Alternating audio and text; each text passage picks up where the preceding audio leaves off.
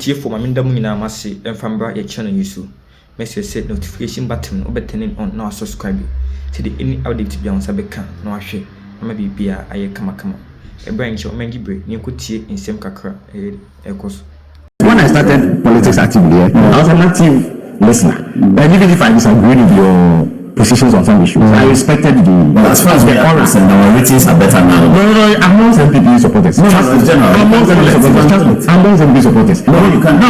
When you do a good in Ghana these days, cannot transfer out the credible current affairs, leading current affairs program on TV. Why? Why do you say so? To respond to some of the These are my nature. I am liberal in my thinking. So I am able to disagree with people and still respect what they stand for. So that Paul is MPP has always been known. It's not something that has not been known. But we still have respected the platform that he had on Good Evening Ghana. Leading figures, newsmakers, luminaries in society, everybody who matters, anybody who was anybody in this our social cultural setting appeared to discuss important national matters. Then before long, especially when President Adom rose to power, suddenly the thing has become an MPP outlet, where bizarre, sometimes outrageous propaganda is churned out. I mean, these days, he will go and pick Facebook posts of MPP propaganda and come and brandish it as fact. You know, and if you are not lucky, you will be dressed down on that show without any opportunity to even respond.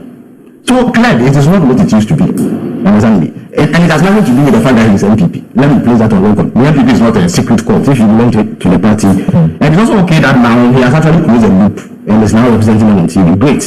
Okay. But he certainly must do something about Good Evening Ghana if he wants to go back to the period where it was a highly respected. Currently, it is not. And sure, it cannot be a program that is enjoying great ratings. It is not. Great ratings amongst MPP supporters. Fine. Why? Why not? If you have an outlet on TV, prime time on TV, you watch it as an MPP supporter. So I think that we should watch it carefully. Otherwise, it's a huge loss to your station, I must indicate. Because people really tuned in. I watched it. Yes, but I watched it. I watched it religiously. Because the quality of the discussion there was great. I mean, the lines of the late Akoto will come in, and he will disagree, but you will respect the cadence. You will respect the authority that he brought. This is not the case. These are MPP propagandists, one-sided narratives. You know, I mean, programs evolve, don't they? But it has evolved. It has evolved in the wrong direction. Okay, but it has evolved in the wrong direction. It says that's your opinion, so that's fine. Of course, but it's an opinion that I'm sure many people will say. Okay, many people us that the short documentaries that we put together about political events in Ghana is particularly gratifying to them. Many people call us from across the world all the time. We don't have other ways of measuring the program except the viewership that DSTV will report, and also what Facebook is reporting and what YouTube is reporting. If we put all this data together, we see that we have a tremendous following. The minister would like to caution us that that following may not be, it may be numbers, but it may not be part of the critical mass. If that is so, we take it as feedback, but we will continue to present our show the way that we do it in a very feisty way. The other point that we have made all the time is that no politician, whether you are on the left or on the right, is prevented tacitly, overtly or covertly from attending Good Evening Ghana. If any politician, whether it's NDC or NPP, wants to attend Good Evening Ghana, the door is open for anyone to attend. In the critical mass part of the election, Mustafa Bande, who is Deputy General Secretary of the NDC, called and wanted to find out whether I host NDC people on the show. When I said he was criticizing that we don't host NDC, but only one side. They said, oh, my brother, you can come. And he came, and we had an interview. On that interview, he was very critical of NPP, and I hosted him. There was another time that I had a small conversation in terms of a political quarrel with unfortunately he passed, Mutala. And then I discussed it on TV. Then I traveled. I think Annie was hosting the show. They called me and said, look, Mutala wants to come. I said, oh, but of course, he should come. He came on the show, and he had opportunity to express himself. So there's no issue about somebody cannot come. Any politician who wants to come, I'm delighted to grant Felix an interview on Good Evening Ghana. He can say all that he wants to say, but we believe that we have held up onto the political history of this country with data facts in a way that not many television programs have in their repertoire. If we go to our internet terabyte space, the amount of shared documentaries that we have on the political history of Ghana, we have analyzed almost everything, including the life of important people. When we did the Koduchi Kata documentary when he passed, we got a lot of plaudits from people who are his family, people in the Volta region, who are very happy about the way we put the documentary together.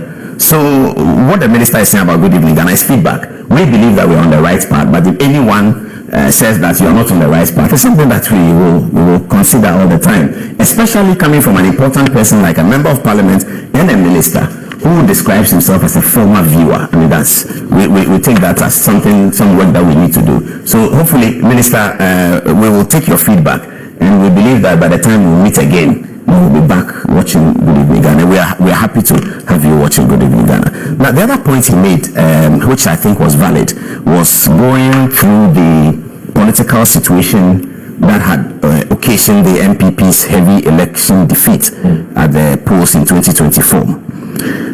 The point that is often overlooked in that conversation, and we made that point at the time, 2021-2022, was that Akufo-Addo did not run a government for 8 years, for 4 years. He ran a government for 4 years. And in 2020, he went to seek the people's mandate.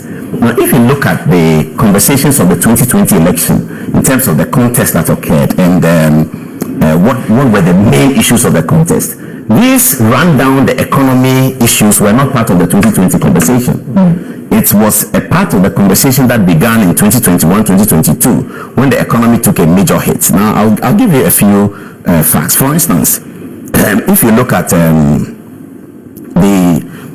economy from the growth of Ghana's economy in 2018 surged to 8.1, 2018, 8.1 GDP. Okay, it was set to be one of the highest in the world. And then it plummeted to 0.4 in 2020 as a result of the COVID-19 pandemic. But some people may disagree, fair enough. The education, the government's investment in education between 2013 and 2016 was 20.7 billion Ghana cedis. Education investment, the John Mahama period, 2013 to 2016. That figure doubled between 2017 and 2020 to 40.4 billion. Now, if you look at one of the key indicators, which is inflation, for instance, or even the depreciation of the cedi, which is a very important conversation. Now, the depreciation of the cedi was 28.38% between 2017 and 2020. And that was a better performance from the previous 4 years of a 52% depreciation of the cedi, 52.65% depreciation of the cedi in 2013 to 2017. And Akufo-Addo in the ensuing 4 years went to 28.38. So clearly, as we say in football, when the game is different, a game of two halves. The Akufo-Addo administration was clearly a game of two halves. The 2021 to 2024 did not have any resemblance at all from 2017 to 2020, and there's a reason for that. Sometimes people will disagree with the reason, but he says Akufo-Addo's performance in that period was the worst in the political history of Ghana. He may say so, but he also has to recognize that Akufo-Addo's government endured the worst global catastrophe in the history of Ghana. It was Akufo-Addo's government. That was the government in charge. At the time, the worst global catastrophe never happened since the Second World War occurred across the world. Every government in the world took a major hit of this situation. So it may be true that human feelings were part of it. It may be true that the optics of the MPP administration were a big part of it. It may be true. It may be true that reports of a Cecilia Dapa $1 million was a major part of it. It may be true that Akufo-Addo's published relationship with traditional authority may be a big part of it. All of that is a big part of it. But the fundamental core of the matter is that the Akufo-Addo performance of 2017 to 2020 is significantly different from the performance of 2021. That can only be explained by the pandemic. Sometime this week, I saw a news flash about President Mahama referring to the pandemic and how the pandemic had cost African countries, and speaking to the United Nations and urging the United Nations to recognize that African countries have been hit harder by the pandemic than other countries. So it's a conversation that we can have, but it is when that conversation is had, whilst the blame must go on the NPP politicians, they can take a lot of blame for the NPP's defeat, division in the party, lack of unity, bad optics, appearance of corruption. All of that is a big part of the conversation. But the core issues are these, that this is a government that did not do only 4 years. It did 8 years and went into an election in 2020. And if you Google the issues for election in 2020, you will not find those inflation, the economic indicators among the issues that were fought in the 2020 election. Indeed, one of the big issues of the 2020 election for the NDC was the restoration and regulation of Okada issues. It was a major issue for the NDC in 2020 election. NDC did not win the election, and they came to another election. It was not a major part of the 2024 election because they didn't need it. NDC in 2024's election did not need to rehash the Okada situation and present it as an alternative to government because they had more than enough. They had the appearance of corruption. They had the economy that had been ravaged by COVID and the Russia-Ukraine war. They had prices that were soaring above. They had a free SHS that had opened the doors to so many people that the government infrastructure was not ready to contain it, and therefore developed a minor problem out of which the government tried to solve with a double track system, which many parents were concerned about because it was novel. What is this double track system? They didn't quite get it, and the government was his own enemy in this regard, because if Akufo-Addo did not set out free SHS so that many more Ghanaians who couldn't afford can now afford and have entitlement to go to schools. And we have seen the first the placement systems under the NDC of last 2 weeks. I think we are still in it, and we've seen what has happened. And we can remember 2-3 years ago whether we heard some of these stories, and we know that we didn't hear these stories about postings being done in a setting. We didn't hear those stories, but now we are hearing those stories. Fair enough. We all have to support the government to succeed because it's about education. Education is not something you politicize, that they are better, we are better. Let's all help the government to succeed. But Akufo-Addo's education policy, his vision to have every Ghanaian educated, because he saw that when the East Asian tigers rose up in the late 80s to the early 90s, and he's seen it with China and Japan, and he's seen it with all of those countries who did not win the Second World War, but who have now risen to economic heights across the world. Education was fundamental. The literacy rate was very fundamental. And if you look at Ghana's history, you go back to the Nkrumah era. Ghana was Ghana because our literacy rate and our education policy was fundamental. Nkrumah decided that to unite the country, he was going to allow free education in the northern sector of the country. This was a Ghana at the time who had a strong GDP, did not have a significant debt to GDP ratio, a Ghana that had inherited so much money from British colonial authority, a Ghana that was on track, in a Ghana that was with a 6 million population that was to manage. Your Sergeant for Dr. Kwame, one of the greatest visionaries we have had and we may ever have, decided in his wisdom that he wanted to limit free SHS to the northern, free secondary education to the northern territories of Ghana. Nana Addo Dankwa Akufo-Addo rises up 60 years later and decides that if 60 years ago Nkrumah did free education limited to the north, we must, as a country at this time, the proud star of Africa, open up free SHS to the entire country, which was a huge budget. He did, and it was going to create all these logistics problems. What happened? Kenya and Rwanda. Paul Kagame is thought about as one of the finest African leaders. Paul Kagame came to learn at the feet of Akufo-Addo and NPP government and has implemented free SHS. Uhuru Kenyatta, who is also one of the political historicity political of Africa, because his father was the founder of Kenya, or the first president of Kenya. Uhuru Kenyatta came to learn free SHS, and hopefully many other African countries will pilot it, because this is a fundamental policy that will be necessary, consequential to the fortunes of Africa going forward. However, this same policy then brought up in the first year 100,000 more people. This is Ghana, developing country. We have many other responsibilities, roads, this, that. And then in education, you suddenly find yourself doing this. And then I went to Presec. When I was living in Presec, there were 6 houses. It remained 6 houses for a very long time. Then it became 8. Go to Presec today and see what free SHS has done in terms of how many houses government has constructed.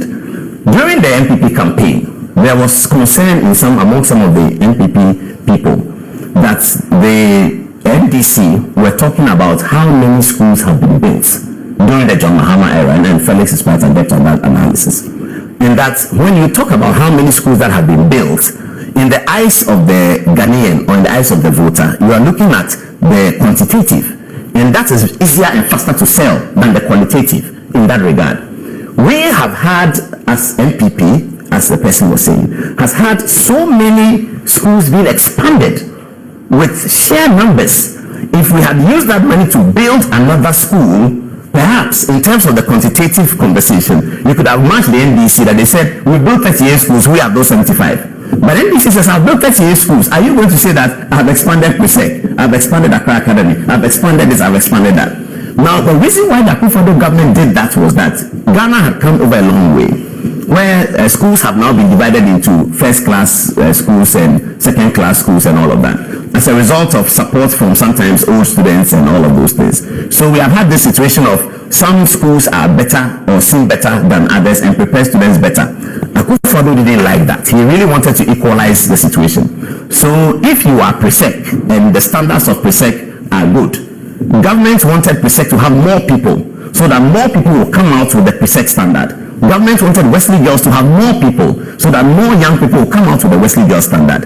Now, in the second half of that conversation, what the Honorable Minister of Education began to do was to take a PSEC headmaster and take him to another school and see whether we can foster the culture of PSEC in another school. That is why today, the school they call Manfred Wesley Girls, but it's actually a Manfred Presbyterian Girls School, is being looked at as one of the top schools. Keta Secondary School is being looked at as one of the top schools because it was a model that was actually borrowed from colonial times. The people who go to Prempeh College, the people in Adisadel tease them that they are the Adisadel of the something, of the Ashanti region, because a headmaster was taken from Adisadel to go and set up Prempeh College and make it look like Adisadel. So this was the policy that perhaps created a problem. Okay. The fundamental thing we need to point out is that the Akufo-Addo administration did not run from 2021 to 2024. It started from 2017, and its performance from 2017 until COVID was actually sterling. Do you then agree with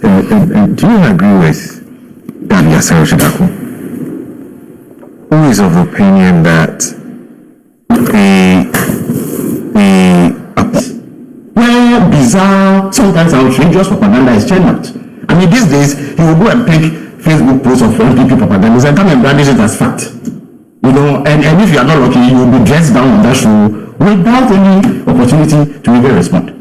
So clearly, it is not what it used to be. Understand me? And it has nothing to do with the fact that he is MPP. Let me place that on record. The MPP is not a secret cult if you belong to the party. And it's also okay that now he has actually closed a loop and is now representing on TV. Great. Okay. But he certainly must do something about living in Ghana. If you want to go back to the period where it was a highly respected, currently it is not. And sure, it cannot be a program that is enjoying great ratings. It is not. Great ratings amongst MPP supporters. Fine. Why? Why not? If you have an outlet on TV, prime time on TV, you watch it as an MPP supporter. So I think that you should watch it carefully. Otherwise, it's a huge loss to your station, I must indicate, because people really tuned in. I watched it. Yes, but I watched it. I watched it religiously because the quality of the discussion there was great. I mean, the lines of the late Akoto saying will come in, and he will disagree, but you will respect the cadence. You will respect the authority that he brought. This is not the case. Those are people propagandists, one-sided narratives. You know, it's. I mean, programs evolve, don't they? But it has evolved.